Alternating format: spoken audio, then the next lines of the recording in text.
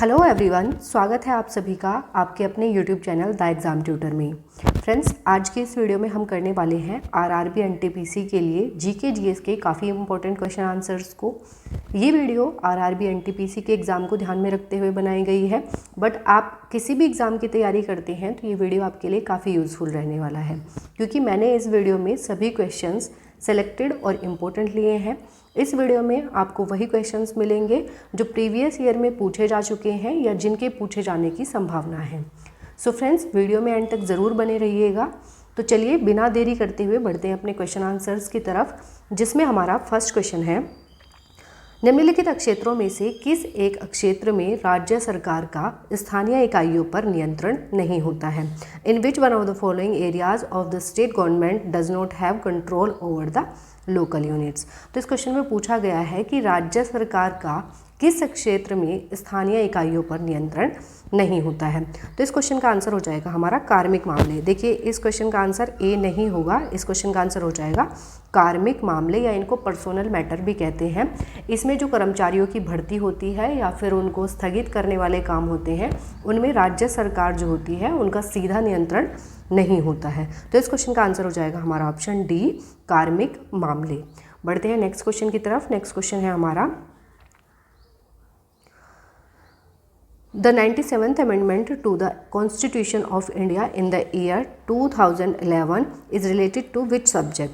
वर्ष 2011 में भारत के संविधान में होने वाले 97वें संशोधन का संबंध किस विषय से है? तो देखिए, जो 2011 में भारत के संविधान में 97वां संशोधन हुआ था, उसका संबंध है सहकारी संस्थाओं के गठन से और उनके कार्य संचालन से। तो इस क्वेश्चन का आंसर हो जाएगा हमारा ऑप्शन बी। नेक्स्ट क्वेश्चन की तरफ बढ़ते हैं। नेक्स्ट क्वेश्चन है हमारा, When was the Panchayat Provisions Extension to Scheduled Areas Act passed by the Parliament of India? Bharat की संसद द्वारा पंचायत प्रावधान अनुसूचित क्षेत्रों तक विस्तार कानून कब पारित किया गया था? तो देखिए, जो भारत की संसद द्वारा पंचायत प्रावधान कानून पारित किया गया था, ये किया गया था 24 दिसंबर 1996 को। तो इस क्वेश्चन का आंसर हो जाएगा हमारा ऑप्शन सी, 1996। नेक्स्ट क्वेश्चन की तरफ बढ़ते हैं। नेक्स्ट क्वेश्चन है हमारा, spirit gives A cool feeling in the contact with the body because it, शरीर के संपर्क में स्प्रिट ठंडी अनुभूति देती है क्योंकि यह अत्यंत वाष्पशील होती है। ये शरीर के संपर्क में आने पर तुरंत ही वाष्प में बदल जाती है, इसीलिए जो है ये शरीर के संपर्क में आने पर एक ठंडी अनुभूति देती है। तो इस क्वेश्चन का आंसर हो जाएगा हमारा ऑप्शन सी। नेक्स्ट क्वेश्चन की तरफ बढ़ते हैं। नेक्स्ट क्वेश्चन है हमारा, when water changes into water vapour then, जब जल वाष्प में परिवर्तित होता है तब वातावरणीय ऊष्मा जो होती है, ये स्रोत से ऊष्मा जल में प्रवाहित होती है। तो जो जल होता है ये जल वाष्प में परिवर्तित हो जाता है। तो इस क्वेश्चन का आंसर हो जाएगा हमारा ऑप्शन सी, वातावरणीय ऊष्मा स्रोत से ऊष्मा जल में प्रवाहित होती है। नेक्स्ट क्वेश्चन देख लेते हैं। नेक्स्ट क्वेश्चन है हमारा, what is the reaction between acetic acid and ethyl alcohol in the presence of concentrated sulphuric acid called? सांद्र सल्फ्यूरिक अम्ल की उपस्थिति में एसिटिक अम्ल तथा एथिल अल्कोहल के मध्य होने वाली अभिक्रिया क्या कहलाती है? तो देखिए, जो एसिटिक एसिड होता है ये क्या होता है? ये होता है CH3COOH, इसे कहा जाता है एसिटिक एसिड। और इथाइल अल्कोहल C2H5OH, इसे कहा जाता है इथाइल अल्कोहल। और ये किसकी प्रेजेंस में कहा गया है? सांद्र सल्फ्यूरिक एसिड यानी कि H2SO4 की प्रेजेंस में जब इन दोनों की रिएक्शन कराई जाती है तो हमें क्या मिलता है? हमें मिलता है CH3COO CH2CH3 प्लस H2O। अब ये क्या है? ये तो आपको पता है, ये वाटर है, इसको कहा जाता है इथाइल एसीटेट। ये क्या है? Ethyl acetate. तो इसमें क्या बनता है? इथाइल एसीटेट बनता है। तो इसीलिए ये जो रिएक्शन है इसको क्या कहा जाता है? एस्टरीकरण। इस क्वेश्चन का आंसर हो जाएगा हमारा ऑप्शन डी, एस्टरीकरण। नेक्स्ट क्वेश्चन की तरफ बढ़ते हैं। नेक्स्ट क्वेश्चन है हमारा, in graphite the layers are kept together. Graphite में परतों को एक दूसरे से मिलाकर रखा जाता है, यानी कि किस फोर्सेस के द्वारा जो है ग्रेफाइट में जो परत होती है वो एक दूसरे से मिलकर रहती हैं। तो ये इसका आंसर हो जाएगा वॉन डर वाल फोर्स। जो वॉन डर वाल फोर्सेस होते हैं इनके द्वारा जो है ग्रेफाइट की जो लेयर्स होती हैं वो एक दूसरे से मिलकर रहती हैं। तो इस क्वेश्चन का आंसर हो जाएगा हमारा ऑप्शन ए। नेक्स्ट क्वेश्चन की तरफ बढ़ते हैं। नेक्स्ट क्वेश्चन है हमारा Which one of the following is related to the formation of brown air in traffic driven cities?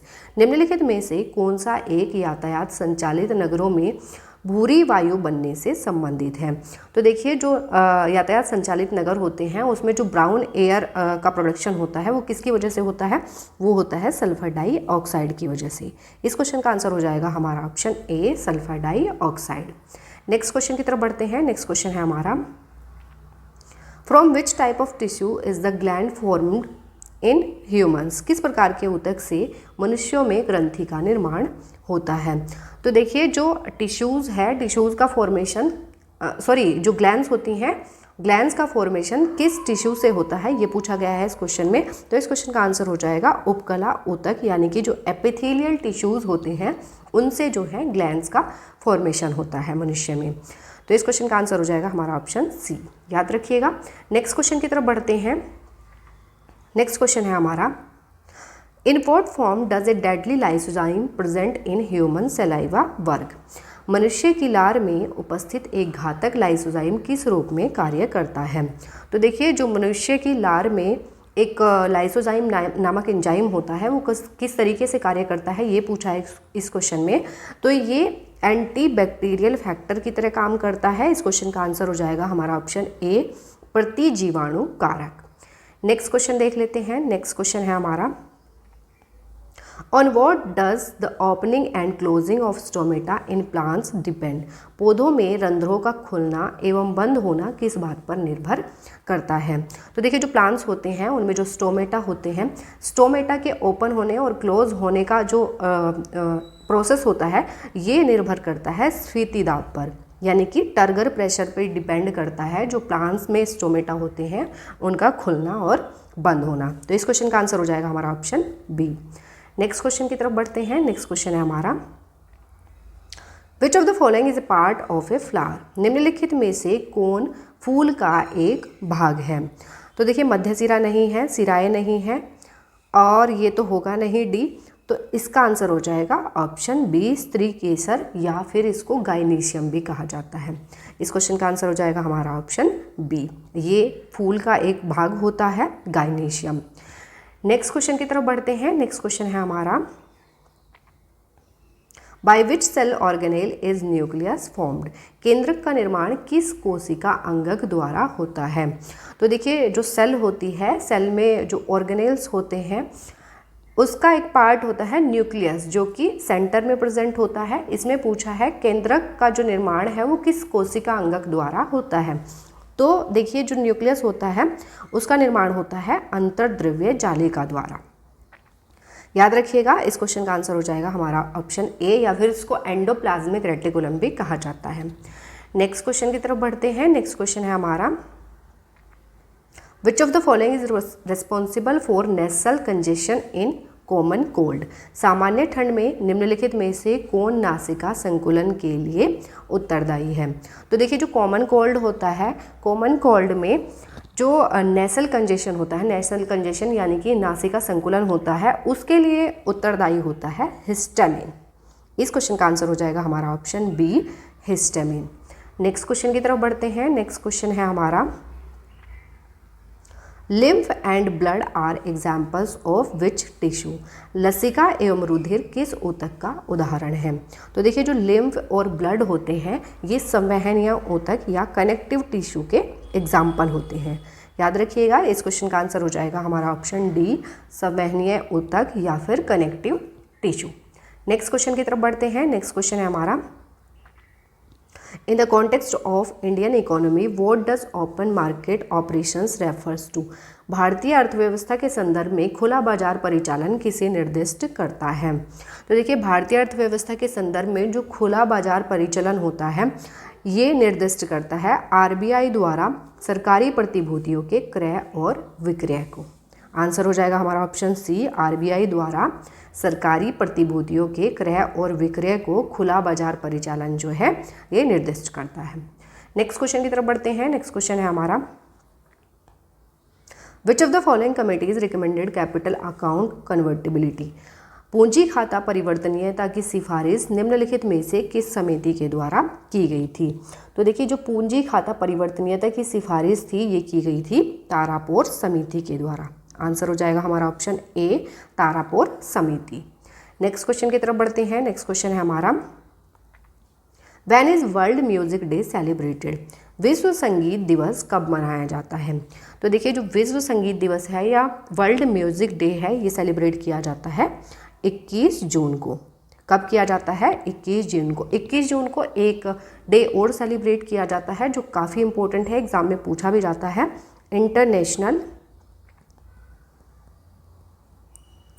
International day of yoga. ये काफ़ी इंपॉर्टेंट है क्योंकि कई बार एग्जाम में पूछा जा चुका है, तो ये भी याद रखिएगा ये भी कब सेलिब्रेट किया जाता है, ये 21 जून को सेलिब्रेट किया जाता है। तो इस क्वेश्चन का आंसर हो जाएगा हमारा option B, 21 June. Next question की तरफ बढ़ते हैं। नेक्स्ट क्वेश्चन है हमारा, who is the scholar who defined geography as human ecology. भूगोल को मानव पारिस्थितिकी के रूप में परिभाषित करने वाला विद्वान कौन है। देखिए भूगोल को मानव पारिस्थितिकी के रूप में किसने परिभाषित किया था ये पूछा है इस क्वेश्चन में, तो ये किया था H.H. बैरोज ने। इस क्वेश्चन का आंसर हो जाएगा हमारा option C, H.H. Barrows. Next question की तरफ बढ़ते हैं। नेक्स्ट क्वेश्चन है हमारा, Which of the following regions of India is considered an ecological hotspot? Bharat के निम्नलिखित क्षेत्रों में से कौन सा पारिस्थितिकी उष्ण स्थल माना जाता है। तो देखिए इनमें से कौन सा क्षेत्र है जिसको हॉटस्पॉट के रूप में कंसिडर किया जाता है, तो इसका आंसर हो जाएगा पश्चिमी घाट या western Ghats. Option B will be the right answer. Next question की तरफ बढ़ते हैं। नेक्स्ट क्वेश्चन है हमारा, where is India's first national marine park located. भारत का पहला राष्ट्रीय सामुद्रिक पार्क कहाँ पर स्थित है। तो देखिए भारत का जो पहला राष्ट्रीय सामुद्रिक पार्क है इसको स्थापित किया गया था कब? 1982 में। 1982 में जो है इसको स्थापित किया गया था और ये कहाँ पर लोकेटेड है, तो ये है कच्छ में। आंसर हो जाएगा हमारा option A, Kutch. Next question की तरफ बढ़ते हैं। नेक्स्ट क्वेश्चन है हमारा, Who among the following said the real locus of taste is not the tongue but the mind? निम्नलिखित में से किसने कहा था स्वाद का वास्तविक स्थान जीवा नहीं बल्कि मन है। तो देखिए ऐसे स्टेटमेंट वाले क्वेश्चंस भी पूछ लिए जाते हैं कि ये स्टेटमेंट देकर के पूछ लिया जाएगा कि ये स्टेटमेंट या ये कथन किसका है। तो देखिए इस क्वेश्चन में पूछा है स्वाद का वास्तविक स्थान जीवा नहीं बल्कि मन है, ये किसके द्वारा कहा गया है, तो ये कहा गया था महात्मा गांधी के द्वारा। आंसर हो जाएगा हमारा ऑप्शन सी, महात्मा गांधी। नेक्स्ट क्वेश्चन की तरफ बढ़ते हैं। नेक्स्ट क्वेश्चन है हमारा, who first publish the newspaper the socialist. The socialist नामक समाचार पत्र का प्रकाशन सर्वप्रथम किसने किया था। तो देखिए ये जो द सोशलिस्ट नामक समाचार पत्र था इसको कब पब्लिश किया गया था, तो ये किया गया था 1922 में। और किसके द्वारा पब्लिश किया गया था, तो श्रीपद अमृत डांगे जो हैं इनके द्वारा द सोशलिस्ट नामक समाचार पत्र का प्रकाशन किया गया था। तो इस क्वेश्चन का आंसर हो जाएगा हमारा option B, Shripad Amrit Dange. Next question देख लेते हैं। नेक्स्ट क्वेश्चन है हमारा, in which state is the caste called Bhainsa Singi found. भैंसा सिंगी नामक जाति किस राज्य में पाई जाती है। तो देखिए भैंसा सिंगी जो नामक जाति है ये पाई जाती है नागालैंड में। ये किससे रिलेटेड है, ये नागालैंड स्टेट से रिलेटेड है। तो इस क्वेश्चन का आंसर हो जाएगा हमारा option D, Nagaland. Next question देख लेते हैं। नेक्स्ट क्वेश्चन है हमारा, what is the full form name of HDPE। HDPE का पूरा नाम क्या है। तो देखिए HDPE की फुल फॉर्म होती है हाई डेंसिटी पॉली इथाइलिन। क्या होती है, हाई डेंसिटी पॉली इथाइलिन इसको कहा जाता है। और ये पॉलीमर्स में आती है। जब आप पॉलीमर पढ़ेंगे तो आपको पता चलेगा कि हाई डेंसिटी पॉलीमर और लो डेंसिटी पॉलीमर होते हैं, जिनमें से HDPE भी एक होता है। इसको कहा जाता है हाई डेंसिटी पॉली इथाइलिन। इस क्वेश्चन का आंसर हो जाएगा हमारा option A, high density poly ethylene. So friends, ये हमारे 25 क्वेश्चंस यहीं कंप्लीट होते हैं। आई होप ये वीडियो आपको पसंद आई होगी, और ये वीडियो आपको अच्छी लगती है, हेल्पफुल लगती है तो वीडियो को लाइक और चैनल को सब्सक्राइब जरूर कर दीजिएगा। मिलेंगे नेक्स्ट वीडियो में इसी तरीके के क्वेश्चंस के साथ। तब तक के लिए wish you all the best, take care and thank you.